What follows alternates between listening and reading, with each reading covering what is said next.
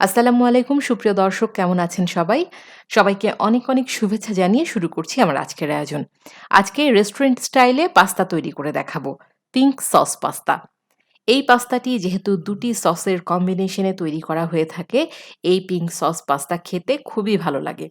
খুব সহজে দেখিয়ে দেব, আশা করছি আপনাদের ভালো লাগবে। তাহলে চলুন দেখে নেই কি করে মজাদার পিঙ্ক সস পাস্তা তৈরি করে নিতে হয়। পাস্তা তৈরির জন্য ১ম এ আমাকে টমেটোর পিউরি তৈরি করে নিতে হবে। এর জন্য চুলায় একটা হাঁড়ি বসিয়ে দিয়েছি। হাঁড়িতে দিয়ে দেব ৪ টা মিডিয়াম সাইজের টমেটো। টমেটোগুলোর মুখটা আমি কেটে দিয়েছি। টমেটোগুলো ৩ থেকে ৪ মিনিটের জন্য আমি সেদ্ধ করে নেব। চুলার জাল মাঝারি অবস্থায় রেখে টমেটোগুলো সিদ্ধ করে নিতে হবে। প্রায় ৩ থেকে ৪ মিনিট পর আপনারা দেখতে পাবেন টমেটোর উপরের যে চামড়াটা আছে সেটা আলগা হয়ে গেছে।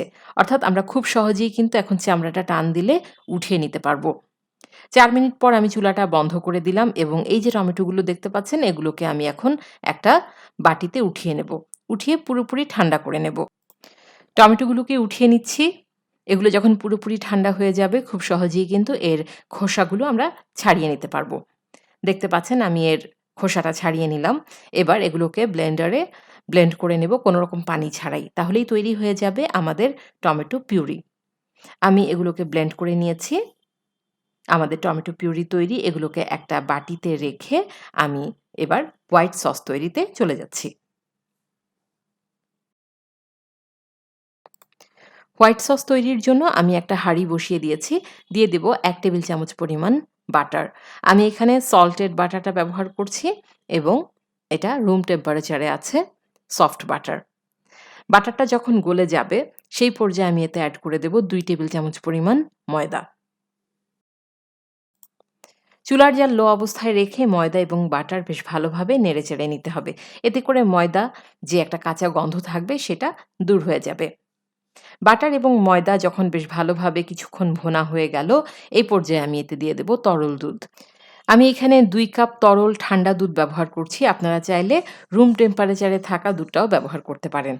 তবে গরম দুধ এই মিশ্রণে ব্যবহার করবেন না। গরম দুধ যদি দিয়ে দেন তাহলে কিন্তু এই যে ময়দার যে দলাটা আপনারা দেখতে পাচ্ছেন, এই দলাটা কিন্তু সহজেই ছুটবে না। হোয়াইট সস তৈরির ক্ষেত্রে অবশ্যই আমরা রুম টেম্পারেচারে থাকা দুধ বা ঠান্ডা দুধটাই ব্যবহার করব। আর চুলার জাল অবশ্যই লো অবস্থায় রাখতে হবে। একটা সময় এভাবে নাড়াচাড়া করতে, করতে আপনারা দেখতে পাবেন ময়দা এবং বাটারটা খুব সুন্দরভাবে দুধের সাথে মিশে গেছে। হোয়াইট সস তৈরি করতে কিন্তু একেবারেই কম সময় লাগে। যখন দেখবেন যে এভাবে সমস্ত উপকরণ একসাথে মিশে গেছে এবং দুধের মিশ্রণে বলক চলে এসেছে, সেই পর্যায়ে আমরা এর মধ্যে আরও কিছু উপকরণ এড করে দেব। দিয়ে দিচ্ছি 1/2 চা চামচ পরিমাণ কালো গোলমরিচের গুঁড়া, 1/4 টিস্পুন দিয়ে দেব চিলি ফ্লেক্স এবং সেই সাথে দেব 1/2 চা চামচ পরিমাণ মিক্সড হার্বস। আপনারা চাইলে এখানে অরিগানোটাও ব্যবহার করতে পারেন। তবে আমি এখানে মিক্সড হার্বসটা ব্যবহার করছি।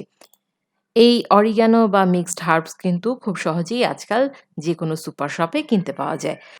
1/4 টিস্পুন পরিমাণ লবণ দিয়ে দিলাম। আপনারা আপনাদের স্বাদ বুঝে লবণটা এড করে নেবেন।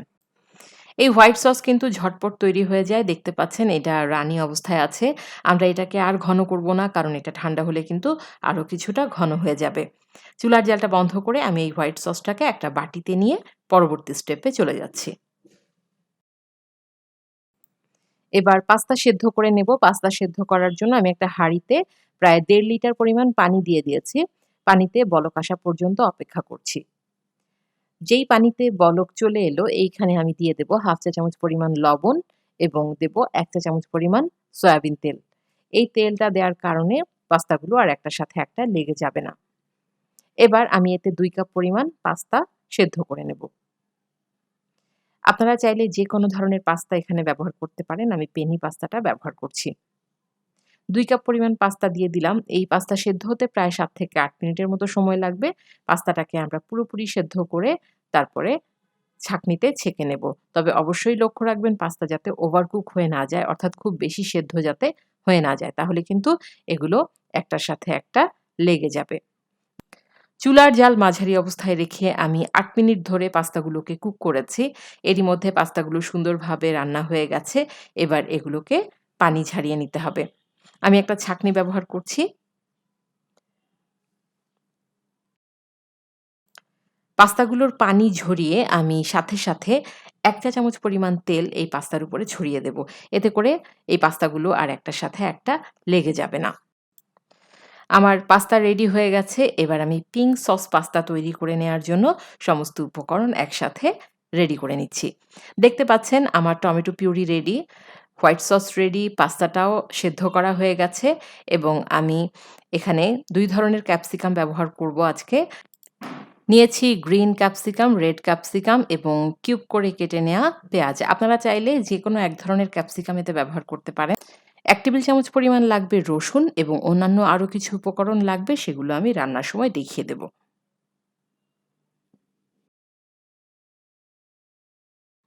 এবার আমি চুলায় চলে যাচ্ছি। হাঁড়িতে ১ টেবিল চামচ পরিমাণ বাটার দিয়ে দিলাম। এটা আমি সল্টেড বাটার ব্যবহার করেছি এবং এটা রুম টেম্পারেচারে আছে। সাথে দিয়ে দেব ১ টেবিল চামচ পরিমাণ অলিভ অয়েল। আপনারা চাইলে সয়াবিন তেলটাও ব্যবহার করতে পারেন। বাটাটা যখন গলে যাবে, এই পর্যায়ে আমি এতে দিয়ে দেব ১ টেবিল চামচ পরিমাণ কুচি করে নেয়া রসুন। রসুনটাকে চুলার জাল লো আর মিডিয়ামের মাঝামাঝি অবস্থায় রেখে বাদামি করে ভেজে নিতে হবে। প্রায় ২ থেকে ৩ মিনিট এভাবে ভেজে নিলে আপনারা যখন দেখতে পাবেন যে রসুনের কালারটা চেঞ্জ হয়ে বাদামি হয়ে এসেছে এবং চমৎকার একটা স্মেল বের হয়েছে, সেই পর্যায়ে আমি এতে দিয়ে দেব ক্যাপসিকাম এবং পেঁয়াজ। চুলার জাল মাঝারি অবস্থায় রেখে এই ক্যাপসিকাম এবং পেঁয়াজ আমি ১ মিনিটের মতো ভেজে নেব। আপনারা চাইলে এই পাস্তায় ব্রকোলি অ্যাড করতে পারেন, চাইলে ফ্রেঞ্চ বিন অ্যাড করা যাবে বা স্পিনাচও দিতে পারেন। তবে আজকে আমি শুধু ক্যাপসিকাম আর পেঁয়াজ দিয়ে পাস্তাটা তৈরি করে নিচ্ছি। এবার আমি এর মধ্যে দিয়ে দেব পিউরি। টমেটো পিউরিটা আমি আগেই তৈরি করে রেখেছিলাম, সেটা এখন ঢেলে দিচ্ছি। চুলার জাল মাঝারি অবস্থায় রেখে টমেটো পিউরিটা আমি কিছুক্ষণের জন্য এভাবে ভুনে নেব। প্রায় ১ থেকে ১.৫ মিনিট টমেটো পিউরিটা ভুনা হয়ে গেলে আমি এতে দিয়ে দেব ২ টেবিল চামচ পরিমাণ টমেটো কেচাপ। টমেটো কেচাপটা দিলে এর টেস্টটাও বেড়ে যাবে আর কালারটাও বেশ সুন্দর আসবে। টমেটো কেচাপটা দিয়ে দিচ্ছি। আপনারা যদি রেড সস পাস্তা খেতে চান, তবে এই পর্যায়ে পাস্তাটা এড করে দিলেই কিন্তু রেড সস পাস্তা তৈরি হয়ে যাবে। তবে আমি যেহেতু আজকে রেড সস পাস্তা তৈরি করব না, আমি আজকে পিঙ্ক সস পাস্তা তৈরি করব। এর জন্য আমি এই পর্যায়ে দিয়ে দেব হোয়াইট সস। হোয়াইট এবং রেড মিলে তৈরি হয়ে যাবে পিঙ্ক সস। প্রিয় দর্শক, এই পাস্তাটা খেতে অসম্ভব মজাদার হয়ে থাকে যেহেতু ২ টা সসের কম্বিনেশন অনেক ফ্লেভারফুল, খেতে খুবই ভালো লাগে। অবশ্যই বাড়িতে একবার ট্রাই করবেন। দেখতে পাচ্ছেন রেড এবং হোয়াইট মিলে তৈরি হয়ে গেল পিঙ্ক সস। এবার এই সসটার মধ্যে আমি পাস্তা ঢেলে দেব। পাস্তা ঢেলে দিলেই আমাদের কিন্তু পিঙ্ক সস পাস্তা তৈরি হয়ে যাবে। আর এর মধ্যে আমি আরও কিছু উপকরণ দিয়ে দেব, তাহলে এর ফ্লেভারটা আরও অনেক বেশি বেড়ে যাবে এবং খেতে অসম্ভব ভালো লাগবে। আপনারা দেখতে পাচ্ছেন পাস্তাটা কি চমৎকার ঝরঝরে অবস্থায় আছে। আমি কিন্তু পাস্তাগুলো ধুয়ে দেইনি। আমি শুধু ১ চা চামচ পরিমাণ তেল মেখে রেখেছিলাম। এতে করেই পাস্তাগুলো বেশ ঝরঝরে অবস্থায় আছে। এবার এই সসের সাথে পাস্তাটা ভালোভাবে মিশিয়ে দিচ্ছি এবং মেশানো হয়ে গেলে আরও কিছু উপকরণ আমি এর মধ্যে দিয়ে দেব। দিচ্ছি 1/2 চা চামচ পরিমাণ কালো গোলমরিচের গুঁড়া, 1/4 টিস্পুন দিয়ে দিচ্ছি রেড চিলি ফ্লেক্স এবং সেই সাথে দিয়ে দেব ১ চা চামচ পরিমাণ মিক্সড হার্বস। আপনারা চাইলে মিক্সড হার্বস এর পরিবর্তে অরিগানোটাও ব্যবহার করতে পারেন। তো আমি এখানে মিক্সড হার্বস ব্যবহার করছি। এখন আমি এর মধ্যে স্বাদমতো লবণ দিয়ে দেব। চুলার জাল মাঝারি অবস্থায় রেখে আমি এর উপরে গ্রেট করে দেব মোজারেলা চিজ। কতটুকু চিজ দেবেন সেটা সম্পূর্ণই আপনাদের ইচ্ছা। বেশি দিলে খেতে বেশি ভালো লাগে, তবে বেশি কম আপনারা আপনাদের ইচ্ছা মতো মোজারেলা চিজ গ্রেট করে দিতে পারেন। আর একবার একটু নেড়েচেড়ে নিলেই কিন্তু তৈরি হয়ে যাবে আমার পিঙ্ক সস পাস্তা। চুলার জালটা বন্ধ করে দেব। বন্ধ করে আমি এগুলোকে একটা সার্ভিং ডিশে নিয়ে নেব। প্রিয় দর্শক, আমি চেষ্টা করেছি যতটা সম্ভব সহজভাবে এই রেসিপিটি আপনাদের সামনে উপস্থাপন করতে। আশা করছি আপনাদের ভালো লেগেছে।